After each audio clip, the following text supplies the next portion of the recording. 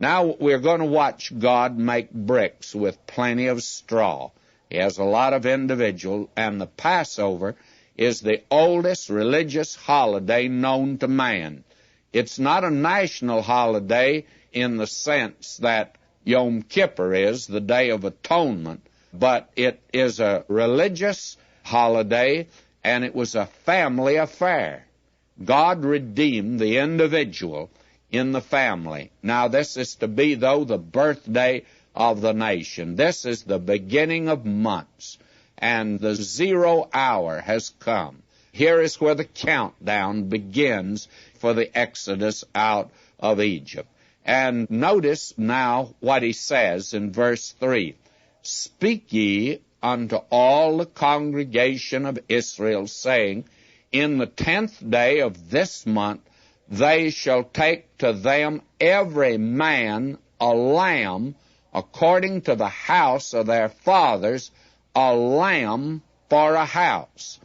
Now there are two prominent points of emphasis in this verse here. You can see it's a family celebration that we're going to have. First is the blood, and the second is the house or the family. The lamb speaks, of course, of the blood that'll be put on the doorpost. This is a great emphasis now God's putting on the family, though they've become a nation, and he'll deliver the nation, but he does it by families, and the families by individuals. Notice, every man a lamb according to the house of their fathers, a lamb for a house. You see, this is getting it right down to the family, to each house. Now listen to this verse, verse 4. And if the household be too little for the lamb. Well, it doesn't say anything about the lamb being too little for the household. That wouldn't happen. The lamb is sufficient, friends. The way this is presented, the lamb is adequate. If the household be too little for the lamb, let him and his neighbor next unto his house take it according to the number of the souls. Every man according to his eating shall make your count for the lamb.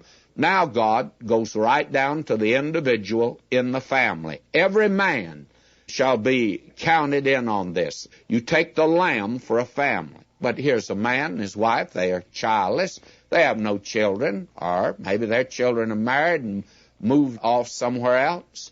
Well, then he joins maybe with his neighbor who's in the same position. It's just he and his wife. So they get together and they divide the lamb according to the individuals that are there. Now, it may be that there is a man next door that's got half a dozen or maybe a dozen children.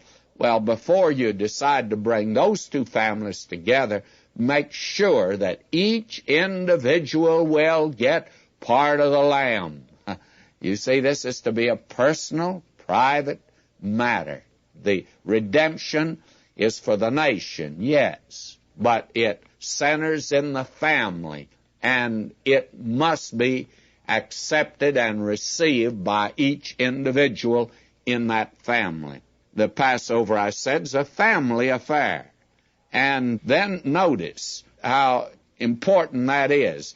God gives them here just the modus operandi by which God saved individual Israelites. It's not because they're a member of a nation or belong to a family, but an individual. You remember, we have the story, and this ought to throw light on many problems and many questions that come to us here. And one is, well, was the family of the Philippian jailer saved because the Philippian jailer believed? No. Each member of his family had to have a transaction with the lamb, had to partake of the lamb. That was true here. Every member had to exhibit his faith in this way, or he was out, by the way. And so when we say that the Philippian jailer and his family were saved because of the faith of the Philippian jailer, you just didn't read that verse right. Believe on the Lord Jesus Christ, and thou shalt be saved, and thy family. Well, somebody says, it says then, if you believe, your family. No, your family will have to believe on the Lord Jesus Christ, and they'll be saved. Here is the picture of our redemption, and let's look at the picture. Each member, every man according to his eating, shall make your count for the Lamb.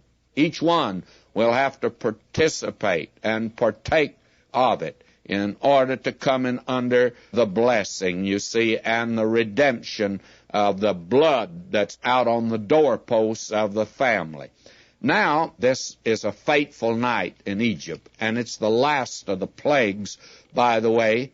And the land of Goshen, you remember, was spared during the last 3 plagues. God's people were delivered from judgment. But you see, they're not redeemed, and they have to now be redeemed and exhibit faith in the blood.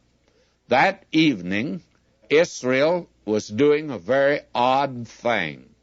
And if you go inside any of the homes that night where the blood was sprinkled on the doorpost, you'll notice something's taking place.